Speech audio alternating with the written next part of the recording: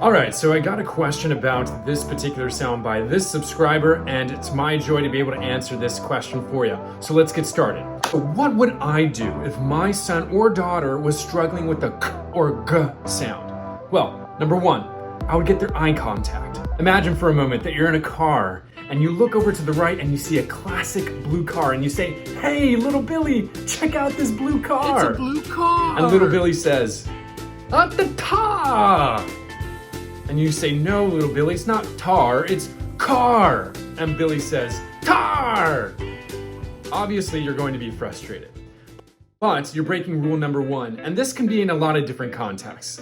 If you're in the kitchen, if you're in the backyard, and they mess up on a word, you want to be able to get their eye contact. Again, especially because you're teaching them a word. Go get the eye contact first. Second thing, I would put them right in front of a mirror and I would show them what exactly I'm doing, okay? Side by side. The third thing is I would tell them to keep their mouth open wide, as they're trying to say the sound. It's important because what they most likely are doing is fronting.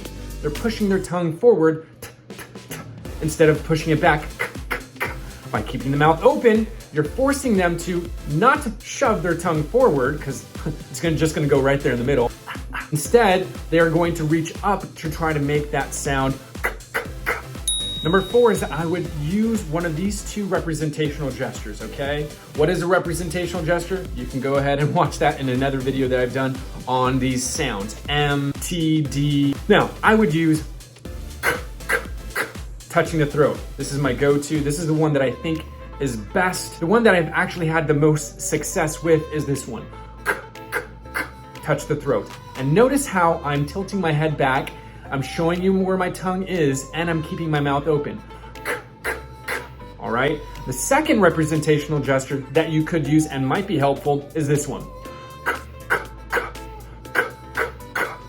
This is in contrast to them putting their tongue forward and you putting your hand right here for this sound. Okay. If they're using the T sound as a substitute for the K sound or the G sound, then I would introduce this representational gesture. And I would show them, this makes the T sound. And this makes the K sound. And when you're saying car, you're actually saying tar. I hear the T sound. No, not tar, car. Show me the K sound. A blue tar. No, little Billy, you're saying tar. I don't want the sound. No, I want the open tar. Yes, that's right.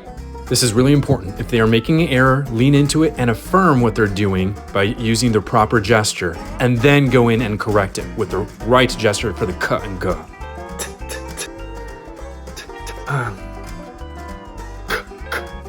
Good, little Billy. That's how you do it. Just like that. Ta, ta, ta, ta. No, that's the T sound. We'll still work on it.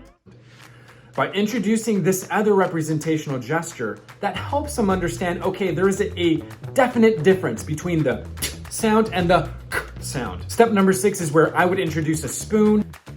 Imagine this is a spoon. I would put it right there in front of the tip of the tongue, then I would push the tongue back, and then I would say, all right, now push your tongue up to make that K sound. And as you push it back, and as they're attempting, most likely they will be able to isolate for this K sound. I've seen a lot of other SLPs use lollipops in replacement of a spoon. Whatever you can use to push the tip of the tongue back, and then for them to push up their tongue for that K sound is another pretty good way to elicit it. So again, this is exactly what I would do if my child was struggling with the K or G sound. Catch you next time.